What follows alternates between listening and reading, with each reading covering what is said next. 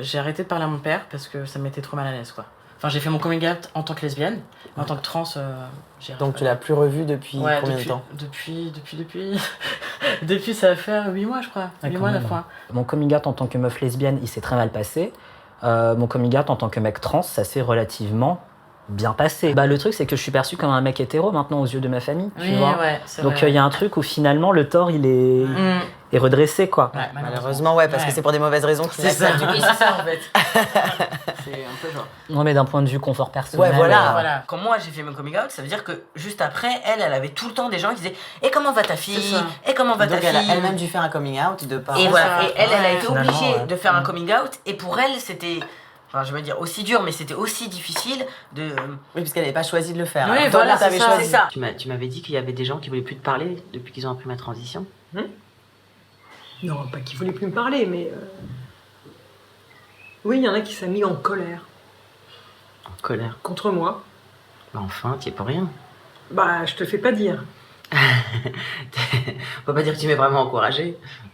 Non, on peut pas dire. Il y a des gens qui verbalisent plus en disant, oui, bon, d'accord, c'est la toute-puissance, quoi. Elle se prend pour Dieu, elle pense que c'est elle qui décide de son sexe. Il y en a d'autres qui disent aussi... C'est quand même marrant cette génération où on passe son temps à dire la nature, le vrai, le bio. Mais par contre, bah oui, on change de sexe, comme si ce qu'on a eu à la naissance n'était pas respecté. Donc voilà, des réflexions intéressantes. Ah, tu trouves ça intéressant? Bah, moi, je trouve tout intéressant, oui. Alors là, tu vois, Tellement de parents te disent genre il faut que je fasse mon deuil, tu comprends? Ouais. On a eu cette période où elle avait honte de moi et donc elle voulait que je raconte à ses amis, des amis qui me connaissaient pas, que j'étais mon propre frère et que ma sœur était morte, que moi-même j'étais morte, tu vois. Elle allait faire un hôtel avec une vieille photo de moi avec moi, mon petit copain quand j'avais 15 ans, enfin, genre, pour me sentir compris. J'ai envie que les gens se disent que je suis la continuité de moi-même, tu vois, que c'était pas Bien sûr.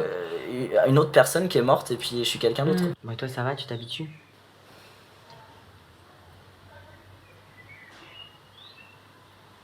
je sais pas si c'est le bon mot.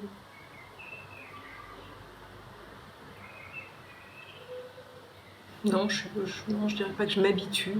Je pense que j'ai un deuil à faire. C'est un peu comme si ma fille était morte, quoi. Non, mais alors ça, moi, je suis contre, mais alors vraiment, je supporte pas ce discours-là, quoi. Non, mais ça, je m'en fous de ce que tu supportes pas, Océane. C'est quelque chose que tu m'imposes. Donc il faut que moi, je renonce à Océane. Moi, personnellement, j'ai pas eu d'enfant qui s'appelait Océan. D'accord? Donc, je la mets où, Océane? Elle devient quoi dans l'histoire? Elle est morte. J'ai plus le droit. Elle n'existe plus. Et à la place, oh, youpi! J'ai un joli petit garçon qui s'appelle Océan.